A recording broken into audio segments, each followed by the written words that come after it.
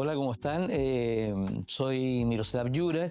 Quería agradecer a la productora Faro 21 y a Radio El Conquistador esta maravillosa posibilidad que nos dan de poder conversar con los oyentes y además con mi padre, aquí presente, y contar algunas historias para que la gente disfrute de esta posibilidad de escuchar de primera fuente las historias de un chilote de 89 años, chilote, médico,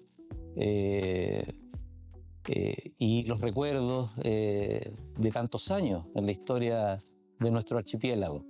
Así que quedan invitados a escuchar esta conversación. Ojalá que haya futuras posibilidades. Y bueno, te quiero dar la bienvenida, papá. Bueno, quería decir, digamos, apuntando inicialmente que para entender la salud de un lugar hay que conocer el lugar.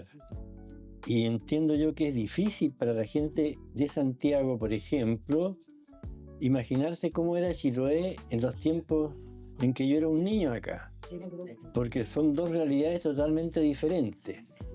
La verdad de las cosas es que Chiloé estuvo aislado históricamente desde hacía siglos.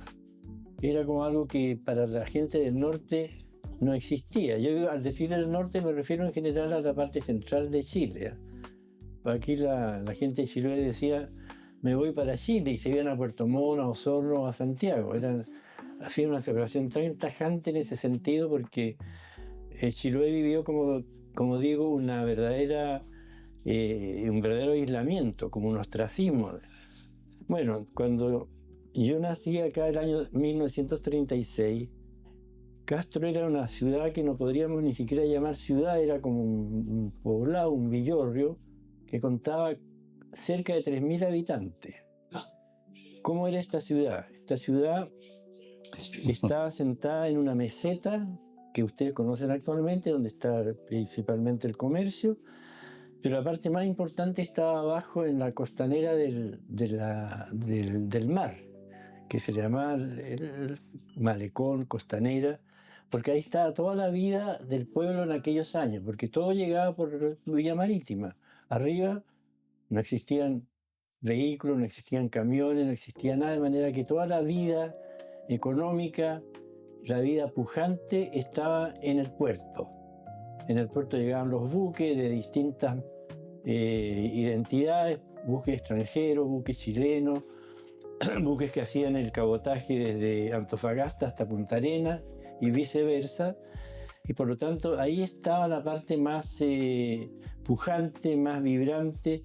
Ahí se construían lanchas, botes, se construían bodegas, edificios comerciales, de manera que la vida estaba abajo.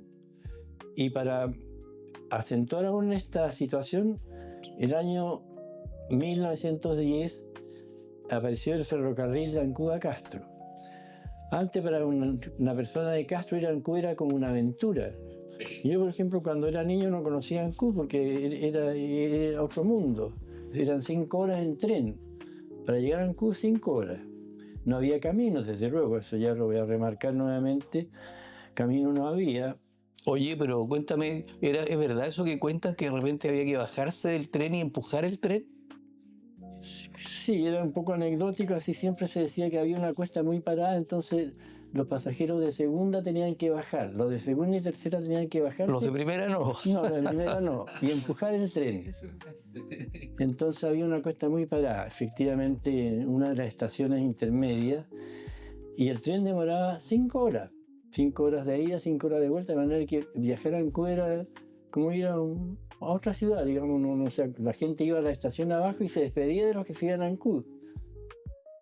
Porque se iban allá y se quedaban en Ancud, tenían que quedarse 1 o 2 días, una semana, depende para qué iban. ¿Y cómo se iba entonces a Dalcahue, a Puerto Montt o a Chonchi? Vía marítima. A Chonchi, vía marítima. Sí, vía marítima.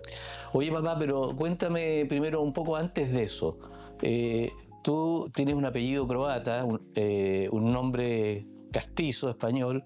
¿Cómo fue esto que llegó tu padre a Chile y a qué edad llegó a Chile y cuándo llegó a Chile? Bueno, ¿Y por qué? Cuéntanos por qué llegó a Chile. ya dijimos lo de la filoxera, digamos. No, no lo sabe la gente todavía. Cuéntale. Bueno, la causa de la inmigración croata aquí en Chile tiene muchas causas, muchas raíces, pero la más importante era una raíz económica y una raíz política. En ese tiempo, fin del siglo XVIII, XIX y comienzo del siglo XX, que es cuando se produce la mayor inmigración croata, Croacia formaba parte del Imperio Austrohúngaro. De manera que estos croatas que llegaron a Chile, venían con pasaporte o carnet de Austria. Y por lo tanto eran conocidos como austríacos. En Chile, digamos, cuando se presentaban en las partes oficiales, la aduana, registro civil, etcétera, para inscribirse, les costaba mucho, bueno, por la lengua no podían entenderse, les costaba mucho entender qué es lo que eran. No tenían una identidad clara, entonces eran registrados como ciudadanos austríacos. E incluso se les decía en forma peyorativa austríaco, ¿no? Era como un insulto, o sea, que el austríaco no es un insulto, pero a esta gente le llamaban austríacos, ¿no? Entonces mi padre vino precisamente vino de muy corta edad, vino de 13 años y llegó a Punta Arenas. Tuvo una estadía, digamos, relativamente breve en Punta Arenas, no sé cuántos años exactamente, yo no existía para nada en ese tiempo. Entonces, Pero él llegó exactamente en 1906. 1903 más o menos. 1903. Más o menos, calculo. Y cuéntanos por qué emigró a Chile, por qué se vino él, porque no vino, dejó a su padre, a su madre, a sus hermanos.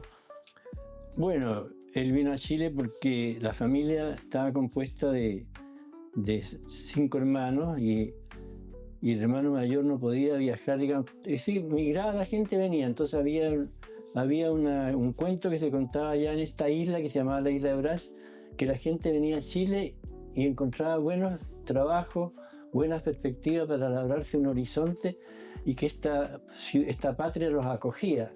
No había, digamos, ninguna traba. Oye, pero exactamente de dónde venía mi abuelo, tu padre. Bueno, había una isla ya que se llamaba la isla de Brač, que se hizo famosa porque prácticamente el 90% de los inmigrantes croatas venían de esa isla. ¿De qué tamaño es esa isla? Bueno, esa isla podríamos decir que es como la cuarta parte de la isla de Chiloé. ¿Como Lemuy, como Quinchao? Por decirte así, tiene más o menos unos 50 kilómetros de largo.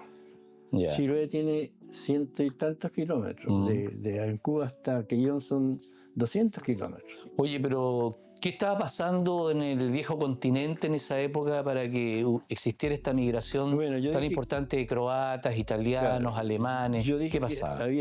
Para el caso de los croatas, habían dos razones fundamentales. Una, la económica, de la cual ya algo he dicho, y la política, que estos croatas, siendo súbditos, porque era un reino, súbdito de Austro-Hungría, tenían que hacer un servicio militar muy prolongado, o sea, reclutaban a la gente y el servicio militar duraba como 5 años. Entonces, había una tendencia de que los jóvenes se fueran del país para evitar este prolongado servicio militar. Esa fue una de las causas importantes. Además se veía que venía una primera guerra. Bueno, ¿mundial o no? Se estaba anunciando lentamente que podía haber una guerra. Y la otra causa fue la económica, por la filoxera, que fue la peste que asoló y destruyó los viñedos de toda Europa y terminó con la gran fuente de trabajo que tenían, que eran las vides, el vino. Bueno, ¿qué es la filoxera? Cuéntanos qué fue la filoxera y cómo impactó en la economía europea. La filoxera fue una peste terrible producida por un insecto que se llamaba el pulgón chupador de la filoxera. Era un pulgón que atacaba las raíces de las vides, chupaba la savia de la raíz de las vides y más o menos demoraba 3 años en secar la planta. A los 3 años la planta se secaba, moría. Pero como se propagaba en forma alada por un adulto, este pulgón tenía un adulto volador, era un adulto que ponía lo que se llamaba el huevo de invierno. Entonces, este adulto volaba a otras vides, ponía huevos, de los huevos, digamos, salían larvas que migraban a la raíz, en la raíz la larva se transformaba en un pulgón chupador y sellaba el destino de la planta de la vid que se moría. 3 años. O sea, desapareció la producción vitivinícola europea. Claro, fue como una marea que fue avanzando desde Portugal, porque por ahí empezó Portugal, España, Italia, el Adriático, y después incluso ya saltó a otros continentes, porque fue una peste, digamos, terrible, terminó con las vides. Oye, tengo curiosidad respecto de tu padre, mi abuelo, que no conocí lamentablemente, excepto por las historias y los recuerdos y las fotografías. ¿Él tenía conciencia de su etnia croata? ¿O para él Croacia o Europa? ¿Cómo se sentía él? No, él se sentía croata porque tenía intercambio con gente que tenía, digamos, conocimientos históricos importantes. Pero fundamentalmente ellos se sentían más bien dálmatas, de la provincia de Dalmacia, que era la parte de la costa.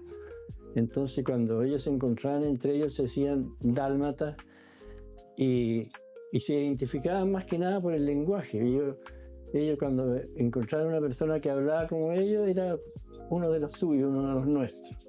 Claro. ¿No? Porque este idioma no se hablaba en Chile, ¿no? Oye, papá, y bueno, tú naciste aquí en Castro. Mi abuelo se casó con una chilota de Yutui, Sí, doña Isabel Soto Barría, sí.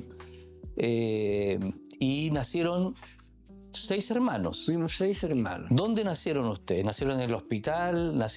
¿Cómo era eso? No, nacimos en la casa. Hace tiempo la gente en general no nacía en los hospitales. La gente tenía miedo de ir al hospital, porque decía que cuando se iba al hospital era porque ya había una enfermedad grave y iban para morir. Entonces, todos nosotros nacimos en la casa. Bueno, ahora fuiste médico, fuiste ginecobstetra. ¿Qué opinas de los partos domiciliarios versus los partos institucionales en un hospital? No, yo estoy por el parto institucional. Yo sé que últimamente han aparecido modas de volver al parto domiciliario, pero resulta que cuando en un domicilio se produce una complicación, tienen que volar rápidamente a un hospital para solucionarlo. La cesárea, un parto complicado, tiene que ser solucionado en un ambiente institucional, hospitalario. Por lo tanto, yo no soy partidario de lo que llaman actualmente el parto domiciliario como era antiguamente. Antes era así porque no había otra forma de nacer. Oye, y esa casa donde tú naciste que aún existe, que hoy día es un restaurante que se llama El Mercadito, le mandamos saludos al Mercadito. Esa casa, ¿de dónde salió esa casa y qué antigüedad tenía? Yo sé que tiene que ver con una casa que data más o menos de la época de la Guerra del Pacífico, que empezó el año 1879. Todos recordamos el combate naval de Iquique, 21 de mayo de 1879. Unos meses antes había empezado esta guerra. ¿Cómo tú sabes que tu casa natal es de la época de la Guerra del Pacífico? Bueno, ese sector era muy abandonado en aquel entonces porque, como digo, Castro tenía 2 partes, la parte del puerto y la parte de arriba que no era importante desde el punto de vista económico. Entonces había una familia acá interesante que tenía grandes medios económicos, que era una familia de apellido Christie, que se llamaban los Christie, digamos, que tenían aserraderos, habían comprado muchas tierras, venían desde Escocia y desde Escocia llegaron después a la provincia de Yanquihue, donde se afincaron por un tiempo y después, por la cosa del poder maderero, digamos, se trasladaron a Castro.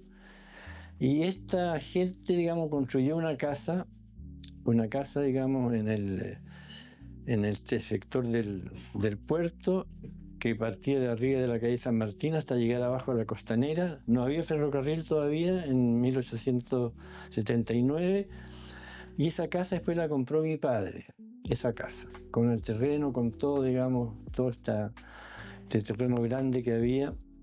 ¿Cómo se le decía en ese terreno, en el sector, que le llamaban algo de los Yurach? ¿Algo No, así? primero, digamos, Era de los Cristi.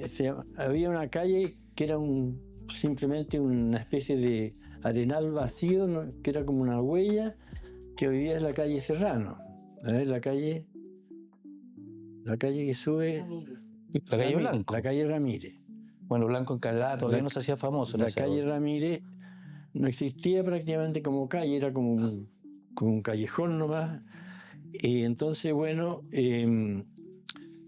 estos Cristi, como digo, tenían mucha influencia económica, construyeron esta casa y mi padre la compró después, en alguna etapa como a comienzos del siglo XX ya.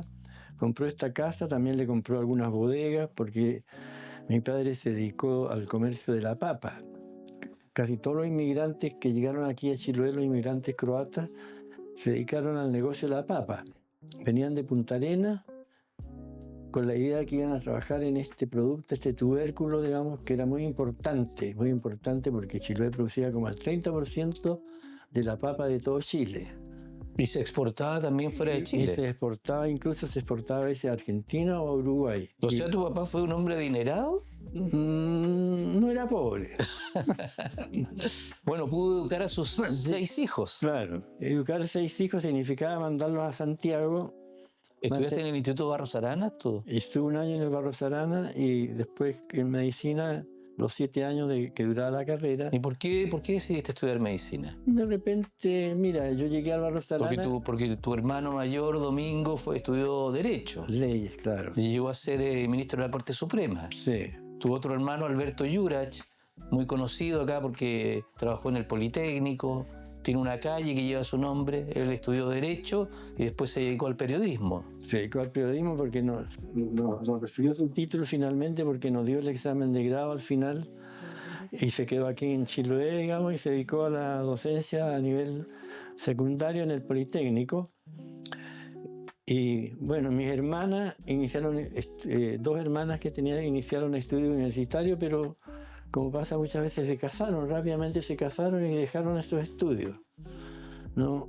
Y otro hermano, digamos que era un hermano mayor, entró en ingeniería, que en ese tiempo ingeniería todo el mundo repetía el primer año, era como una barrera. Y mi hermano también repitió el primer año y no quiso repetirlo y se cambió a pedagogía en matemáticas. Y terminó siendo profesor de matemáticas en Santiago y, digamos, trabajaba en el liceo de aplicación. Siempre trabajó en el liceo de aplicación. Él se llamaba igual que tu padre, Pedro. Igual que mi papá. Igual que tu nieto. Claro, con la diferencia que él se llamaba Pedro y mi papá se llamaba Pétar, que es el nombre que tiene mi nieto Pétar acá, porque el nombre realmente es Pétar. Pero acá lo castellanizaron a Pedro, que es lógico porque es lo mismo. Oye, papá, y bueno, mi abuelo, tu padre, llegó siendo un niño realmente, 13 años, trabajó, hizo su pequeña fortuna, su familia, y nunca volvió a su tierra natal. Claro, él no volvió nunca, siempre decía, tenía un dicho que yo me acuerdo, decía... Si me saco la lotería, vuelvo a mi tierra, decía. Resulta que nunca se sacó la lotería. Pero jugaba. Compraba. Ese podría decir que era su gran vicio, compraba. Un cartón completo. Había maletas con estos números de lotería que eran unas fajas grandes que vendía. Una vez se sacó el segundo premio de lotería, que no era poco, y lo depositó en un banco de Concepción.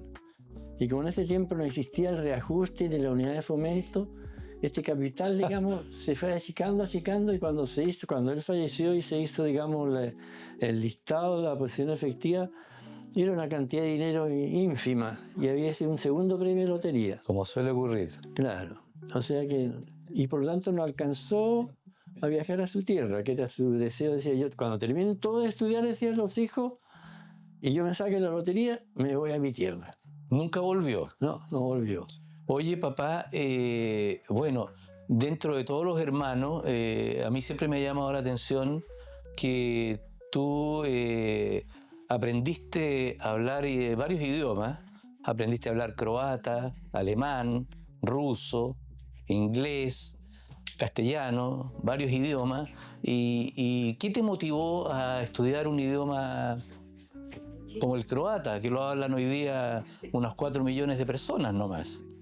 Es un país pequeño, Croacia. ¿Por qué quisiste estudiar croata, un idioma, o serbo-croata, como se llamaba en esa época? ¿Qué te decidió a estudiar un idioma y aquí sin las facilidades acá en Chile? Bueno, para mí en mi casa era como un desafío escuchar que mi madre hablaba un idioma y mi padre hablaba otro idioma, entonces yo estaba medio complicado. Todos estábamos complicados. Entonces, como yo era el penúltimo de estos 6 hermanos, me mandaban a cuidar a una tía mía que vivía al lado, en una casa al lado, y que mi tía, en cambio, que era hermana de mi papá, vivía como aislada, no había aprendido el castellano, casi no hablaba nada. Entonces cuando yo iba allá, escuchaba mucha parte de este idioma croata que ahí me fue quedando en la cabeza, no totalmente, digamos, como para llegar a hablarlo. Entonces ya sentí yo que para mí ese era un desafío, tener que aprender ese idioma para mí habría sido re importante para dominarlo. Y bueno, como uno tiene... ¿Tienes facilidades tú? Claro, como siempre me gustó estudiar idiomas, digamos, nunca le hice el quite ni al francés ni al inglés. Entonces después estos otros idiomas más exóticos, estudié alemán porque pensaba irme a Alemania y como desafío aprender el alemán, así tenía la tecla por decir así de los idiomas. Y cuéntame, tu educación básica fue con los padres alemanes. Claro. ¿Qué era esto de los padres alemanes? Bueno. Además creo que fuiste monaguillo tú de la iglesia. Además, claro. ¿Qué esto es el monaguillo? ¿Qué eran los padres, estudiar con los padres alemanes, que creo que eran muy autoritarios? Mira, eran más liberales que los franciscanos. Desde luego... ¿Pero estos alemanes pertenecían a una congregación? Una congregación. Usaban sotana negra y no sé exactamente cómo... Pero daban varillazos. Ah, sí, cuando el cabro se portaba mal, le daban varillazos, sí. Lo hacían arrodillarse ahí delante de todo, en el suelo. Eran autoritarios, pero no eran, digamos, pasados por la punta. No hacían sangrar eso de con la sangre, la letra con sangre entra, no existía ya en mis tiempos. Ah, ¿no existía? No, a nadie lo hacían sangrar, digamos. ¿Pero sí lo hacían arrodillarse? Sí, arrodillarse frente al pizarrón. Claro, frente a todos los alumnos, se quedaba castigado, arrodillado durante toda una hora de clase. ¿Pero no ponían orejas de burro? No ponían orejas de burro, tenían que arrodillarse, pero resulta que como hace tiempo se usaba pantalón corto, empezaba a doler porque el piso era de tierra, digamos, el piso era de madera, pero con mucha tierra, con mucho polvillo, entonces dolían las rodillas. Yo lo cuento porque para mí no me tocó, yo era buen alumno, así que... ¿Y después pasaste al liceo? Sí, el liceo. ¿Siempre fuiste buen alumno? Fui buen alumno, no es porque lo diga yo mismo, pero siempre fui buen alumno. ¿Y cuando viste el bachillerato, en qué lugar quedaste a nivel nacional? Segundo lugar. ¿Por un punto? Me ganó un alumno que también fue médico después, que se llamaba el Mateo Fuente. Claro, ese se sacó, yo saqué 32 puntos y el Mateo Fuente sacó 33 puntos, el máximo era 35 puntos. Ya. Pero ese tiempo no había Radio El Conquistador, no había nada, pues entonces no... Nadie se enteró. Claro, esto uno pasó piola, yo pasé piola aquí con ese... No salí en los diarios, no salí en ninguna parte. Nadie te llevó la moneda tampoco, claro, a ponerte, darte un abrazo. Yo cuando volví, digamos, después de dar mi bachillerato, llegué acá, el que me saludó fue un profesor de matemáticas, que era famoso aquí en Chiloé, que era el don Juan Serrat, catalán, y él sabía que yo me había sacado los 32 puntos y me felicitó en la calle. ¿Y tu papá te felicitó? Ah, desde luego, en la casa estaban todos contentos, pero tampoco como que fuera la gran cosa. Era natural. Todos esperaban que yo, digamos, iba a tener siempre un buen desempeño académico o escolar. Oye, me impactó mucho lo que me contaste la otra vez respecto de que en Castro, la ciudad de Castro, no habían calles pavimentadas, que habían solo 3 vehículos, claro, y que no había ambulancia. Entonces, ¿cómo era eso los camilleros que de repente tenían que llevar enfermos del puerto, subirlos por lo que ahora se conoce como la calle Blanco, y llevarlo al hospital, que no sé si está donde está ahora el actual hospital Augusto Riffard. El hospital de Castro siempre estuvo en el mismo lugar. Eso ha sido una cosa bien curiosa, se ha mantenido ahí desde el primer hospital, que fue un hospital de 5 camas, dicen que con un médico, yo creo que no había médico en ese tiempo. 5 camas. 5 camas, sí. Ese era podríamos decir como una especie de casita de socorro. Después salió un segundo hospital que se quemó y finalmente apareció un tercer hospital que se destruyó con el terremoto del año 60. Sí, pero cuéntame lo de los camilleros. Bueno, como no había, desde luego no habían vehículos motorizados, ni calles pavimentadas, ni vehículos motorizados. ¿Quién iba a tener un vehículo motorizado para moverse dentro de un pueblo tan chico, un villorrio? Entonces no existían ambulancias, desde luego. ¿Cómo llegaban los enfermos al hospital? Existía un servicio de camilleros, que era un servicio voluntario.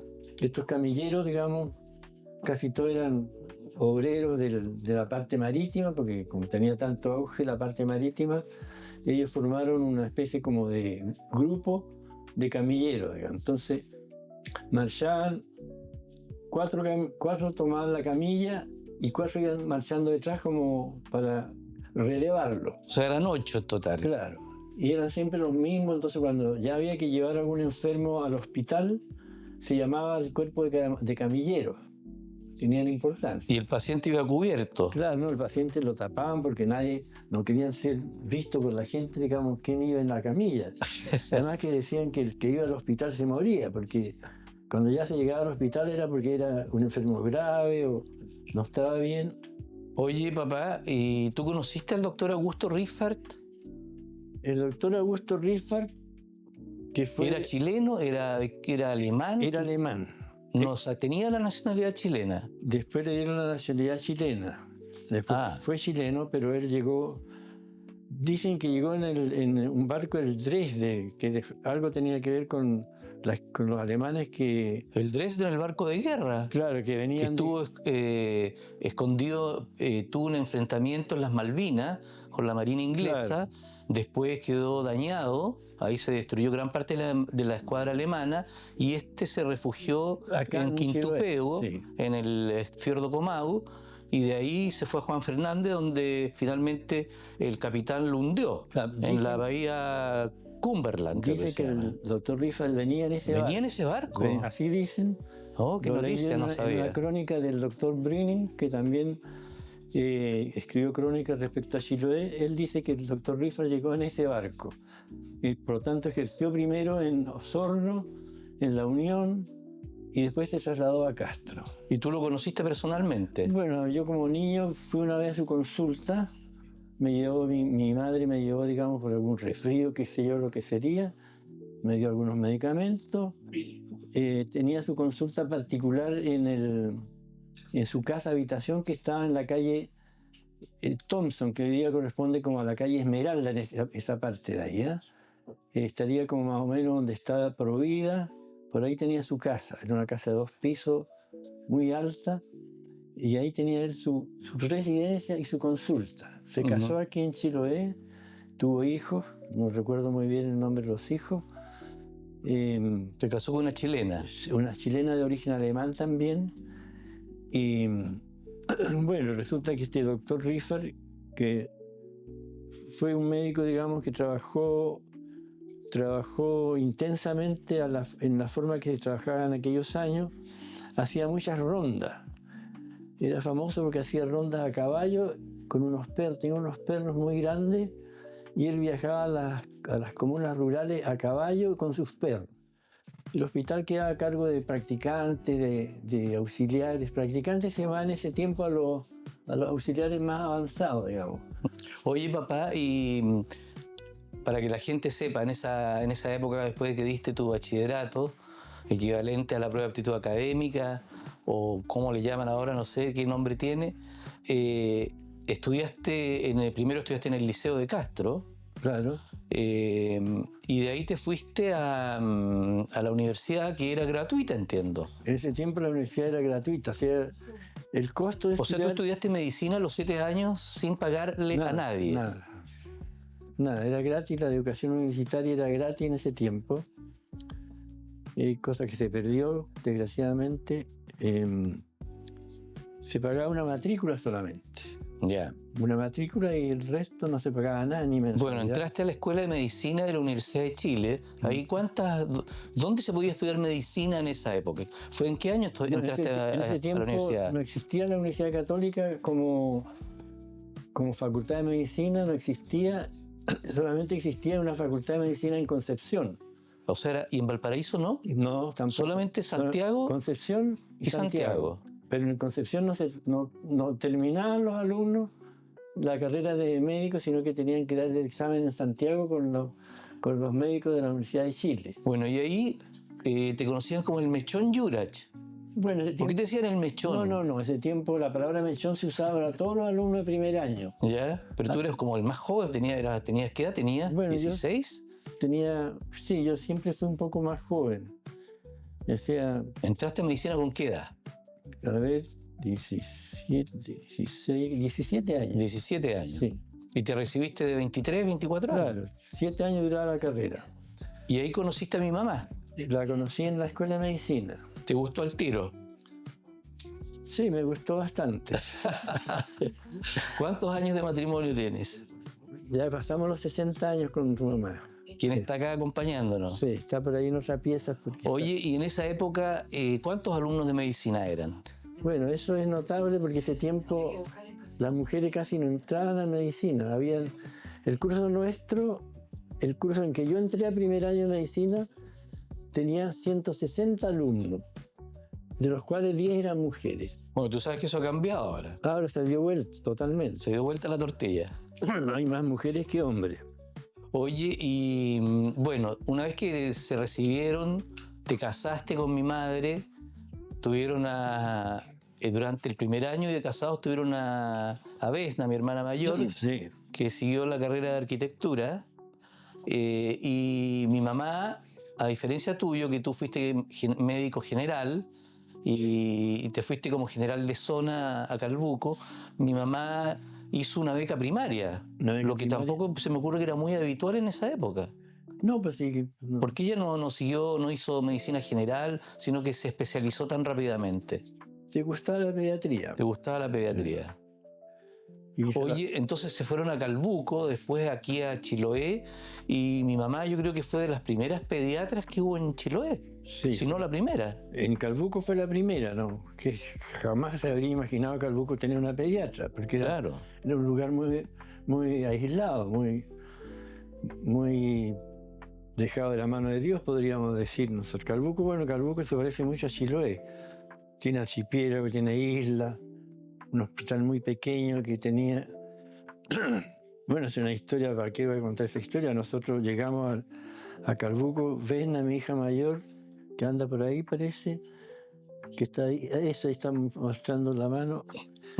Todavía no cumplía un año cuando llegamos a Calbuco. Y resulta que llegamos a un hospital, esto es parte de la historia de la medicina en Chile, llegamos a un hospital que se llamaba Hospital de Beneficencia, el Hospital de Calbuco, que era de madera. Los clásicos hospitales de la Beneficencia. Oye, pero déjame... Pero deja terminar la idea. Ya. Entonces, resulta que nosotros llegamos el año 62 a Calbuco, que fue el año del Mundial de Fútbol. Entonces toda la gente se iba a Santiago para ver el Mundial de Fútbol y nosotros nos veníamos al sur y nos decían, pero ¿por qué se van ahora que justamente va a ser el Mundial? Nosotros ya estábamos embalados para venirnos acá. Llegamos a Calbuco y a los 4 meses se quemó el hospital.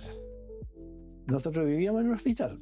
Con la Vesna. Vesna es decir, tu mamá, la Vesna, que estaba por cumplir un año. Oye, pero cuéntale a la gente quién es mi mamá, Gloria Romero. Claro, porteña. Pediatra originaria de Valparaíso. Para ser más exacto, del Cerro Barón de Valparaíso. Entonces, bueno, la gente debe saber que Valparaíso está formado por muchos cerros. El Cerro Barón era un cerro importante, más bien de raigambre popular. Oye, y cuando llegaste a Calbuco y después aquí a Castro, ¿qué te encontraste, ella siendo médico y mi mamá siendo pediatra? cuál es la realidad médica de salud que tú te encontraste aquí en este archipiélago, sin caminos, sin rutas de comunicación, con una altísima mortalidad infantil, con mortalidad materna, con partos domiciliarios? ¿Cuál sería la realidad? ¿Cómo la describirías tú? Bueno, había muy poco parte institucional todavía, casi todo. Desnutrición infantil, perdón. Bueno, de nutrición infantil desde luego que había, en todo Chile había, pero aquí en Chiloé había, especialmente por las condiciones del clima, había mucha neumonía, mucha complicación respiratoria. Y en verano habían episodios de diarrea, de manera que la mortalidad infantil era muy alta. Incluso fuimos a una isla nosotros a hacer un recorrido médico y encontramos que revisamos los libros ahí que tenían no sé si en una capilla, y la mortalidad infantil que le calculábamos era de 500 por 1000. O sea, de la mitad de los niños que nacían se moría la se mitad, moría. la mitad. O sea, la totalidad se moría. En el primer año de vida. Dramático. ¿Y hoy día tú sabes cuál es la mortalidad infantil en nuestro país? Claro, estamos como en el 8 por 1000 más o menos. 8 por 1000, 7 por 1000, 7,5 por 1000, yo creo, tiempo, ¿no? Eso era una cifra que nos parecía inalcanzable. Horrorosa. Aquí había más o menos 120 por 1000 la mortalidad cuando llegamos. Y claro, no había camino, no había buenas comunicaciones, la gente se quedaba en sus lugares de origen y le costaba mucho llegar a un hospital como el Hospital de Castro, que ya tenía más medios en ese tiempo. No, porque el hospital, ya dije que el hospital que conoció el doctor Augusto Riffar, ese hospital se quemó, se derrumbó con el terremoto del 60. Eso. Oye, ¿por qué no me cuentas tú cuando ocurrió el terremoto del 60? Tu padre ya había fallecido, entiendo, mi abuelo, estaba tu madre aquí, estaba tu hermano trabajando como juez con don Domingo Yurach, Soto, con su esposa, unos hijos, mis primos, y ocurre este terremoto, mega terremoto del año 60 en el sur de Chile, y tú eres estudiante de medicina. 22 de mayo del 60. Un día domingo, creo. Un día domingo, a las 2 de la tarde. Claro, entonces, ¿y tú viajas? ¿Estabas en quinto de medicina? Yo estaba en quinto de medicina. ¿Y viaja? ¿Y qué pasó? No. Y además cuéntanos lo del incendio de Castro. ¿Dónde empezó el incendio? Claro, entonces, ¿Cómo lograste llegar acá a Castro? fue muy difícil llegar acá porque estaba todo cortado. Todo Chile, digamos, estaba sin comunicaciones. No había tren, no había micro, no había avión, no había nada. No, solamente al funcionar las radios, no funcionaba la radio El Conquistador, creo que no existía. Entonces, tuvieron un gran papel los radioaficionados. Los radioaficionados cumplieron un papel muy relevante en ese momento para comunicarse, digamos, de distintos pueblos de Chile, de Santiago al sur, porque el terremoto se sintió hasta Santiago. Yo estaba en Santiago viviendo, digamos, y sentí el temblor. Un temblor, dije yo. Pero al poco rato ya empezó a circular la idea de que había habido un terremoto en el sur de Chile y que prácticamente el sur de Chile había desaparecido, que Chiloé ya había desaparecido, que yo no tenía idea de lo que pasaba acá, porque no había nada, ni radio, ni comunicación. Entonces, como a los 2 días o 3 días después del terremoto, salió un aviso en la prensa que citaba a la comunidad de Chiloé, de los chilotes que vivían en Santiago, en la Biblioteca Nacional, porque venía un diputado de la zona que iba a comunicar cómo estaba Chiloé. Y esa fue la primera noticia que tuve yo de lo que pasaba en Chiloé. Y ahí averigüé que, por lo tanto, mi familia estaban bien, porque conocía a la gente acá, conocía a la gente, a la familia. Claro, el terremoto había sido muy grande, muy terrible, pero no tuvo mucha mortalidad por la hora en que fue, porque como fue a las 3, 2:30 de la tarde, la gente no estaba ni durmiendo, ni estaba en sus camas. Pero a mi hermano le tocó que su casa se derrumbó y se empezó a quemar. La cocina a leña. Claro, él era juez de acá de letras en Castro y era bombero también, era bombero de una compañía que se había creado hacía poco, la Quinta Compañía. que era una compañía que se llamaba de Haya, de Escala, de Haya, no sé qué nombre tenía, porque no tenían carro bomba todavía. Entonces, mi hermano lo tuvieron que sacar, digamos, porque la casa se hundió y lo sacaron así, los bomberos lo sacaron de los brazos y estaba con pijama solamente, así que tuvieron que vestirlo de bombero y ahí empezó a trabajar como bombero. Y mi cuñada con sus hijos, digamos, rodaron hacia una pendiente que había esto era en la calle Thompson. Es donde ellos vivían, donde está ahora el restaurante Sacho, por ahí más o menos. Sacho, sí, más o menos. Ahí estaba la casa, sí. Esa rodó por la pendiente. Rodó con la cama y con los... Ella estaba en un colchón y rodó sobre el colchón. Con sus dos mellizos. Con sus dos mellizos. Y no les pasó nada. Claro. Entonces yo no podía llegar acá porque no había tren. No, pero de ahí empezó el incendio que quemó todo Castro. No, claro, empezó el incendio se propagó por la calle... Calle Blanco. Thompson, Calle Blanco, bajo abajo, se propagó por Calle Lilla, se quemó medio Castro. Oye, y tu casa, que estaba ahí en Pedro Montt, donde tú naciste, en la Costanera, ¿le llegó el agua? Porque acá no fue un tsunami propiamente tal, sino que la marea empezó a subir, el nivel del agua. Subir, sí, pero no alcanzó a llegar al primer piso de mi casa, porque mi casa estaba en una especie como de alto. Claro. Pero en la casa de mi primo, que está al lado de mi tía... Actual Hotel Unicornio Azul. Ahí sí que llegó el mar y invadió el primer piso. Pero no pasó nada porque fue... Pero tu mamá la metieron en una lancha y se la llevaron a la punta del Peuque, ¿no? Sí, porque cuando vino este terremoto, entonces la gente que está en la costa, en la parte de la orilla del mar, dijeron, tenemos que salvarnos y nos metemos al mar. Entonces a mi mamá, que vivía sola con una niña que la cuidaba, porque ya estaba viuda, llegaron allá los vecinos y le dijeron, señora Isabel, embárquese con nosotros, y se embarcaron en una lancha. Así que ella pasó el terremoto y todo esto del incendio en una lancha. Oye, papá, te quería preguntar a esto, saliendo un poco lo de terrible que fue el terremoto para Chiloé, que ya era una zona aislada. Tú llegaste a trabajar aquí a Castro como médico ya, y mi madre como pediatra, el año 65, si no me equivoco. 65. Y yo ya había nacido también.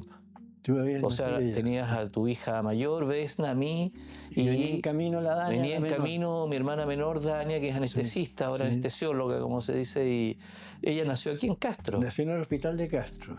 Claro, entonces, ¿qué recuerdos tienes tú del doctor René Tapia Salgado y de tu cuñado, casado con tu hermana mayor, Margarita, de ellos como personas, como médicos y el trabajo que hacían acá?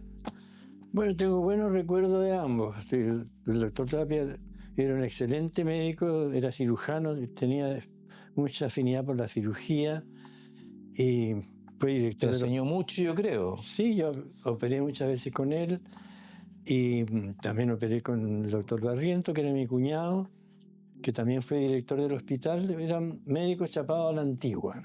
Oye, el doctor Tapia me operó a mí, ¿te acuerdas tú? Claro, tú tuviste una apendicitis aguda. A los 7 años. A los 7 años, y yo busqué al doctor Tapia para que te opere, porque tenía... Y me operó muy bien. Sí, porque no estarías ahí. No ahora. estaría aquí. Claro. Oye, cuéntame esa anécdota de mi tío Álvaro Barrientos Ross, médico general, padre de 2 médicos también, primos míos, cuando llegó un paciente de una isla, creo. No, de Chonchi. De Chonchi, que se había clavado un clavo en la cabeza. Claro. Un chonchino que no estaba muy bien de la cabeza, agarró un clavo y se clavó un clavo en la cabeza. ¿Un clavo de cuántas pulgadas? Sí, un buen clavo tiene que haber sido unas 4 pulgadas, por lo menos, 3,5, 4 pulgadas. Entonces llegó a la urgencia del hospital de Castro y la gente, bueno, los practicantes, los auxiliares quedaron conmocionados. Venía un paciente con un clavo en la cabeza. Entonces llamaron a mi cuñado, el doctor Barriento, y dijeron, él hará algo acá. Entonces él llegó y dijo, tráigame un martillo. Y con el martillo sacó el clavo. Y al enfermo no le pasó nada. Fíjate que el clavo entró tan bien en el cerebro que no rompió nada. Por hablar en términos médicos, el clavo entró entre los 2 hemisferios. Claro. Bueno, ¿qué habría pasado hoy día con un paciente que llega con un clavo en la cabeza? Salen todos arrancando. No, yo creo que le hacen un escáner, Claro. lo mandan a neurocirugía a Puerto Montt en helicóptero, Claro. no sé. Este tiempo se solucionó Con un martillo. Claro. Sí, pues sí se sacan los clavos, dicen. Claro. Bueno, esta fue la anécdota que tú querías que yo contara del doctor Barrientos. Sí. Bueno, ¿qué El les doctor parece? Tapia era muy simpático. Ah, sí. ¿Hasta qué edad trabajó el doctor Tapia, crees tú? Yo creo que hasta que se jubiló. No, mucho después. Estuvo trabajando hasta Sí, sus es que después últimos fue, días. ¿sabes lo que pasa? Que el doctor Tapia era muy político y después fue diputado nacional. Y también tenía una empresa de, digamos, de importación de vehículos Mercedes-Benz. También, claro, sí, tenía. ¿Te acuerdas? Sí, entonces el doctor Tapia Era bueno para los negocios. era Y muy político. simpático, digamos, por ejemplo, cuando el día del hospital, él siempre iniciaba la fiesta con una cueca, bailaba la cueca con la cocinera del hospital. Era muy populachero, era bien simpático. Oye, pero tú llegaste a ser el director del hospital de Cacho también. Ah, bueno, también me tocó ser el director del hospital y eso ya es otro cuento Ese es otro cuento. para otra arremetida. Ya, pues papá, seguiremos entonces, si Dios quiere, conversando en el futuro y tú contando tus anécdotas. Sí, ¿Te parece? me parece. Ya, pues. Bueno, quería agradecer a la gente que haya tenido la oportunidad de ver este blog, de escuchar las historias de mi padre. Espero, hay muchas historias más y espero que podamos seguir compartiendo en el futuro. Así que un agrado y nos veremos. Hasta la próxima.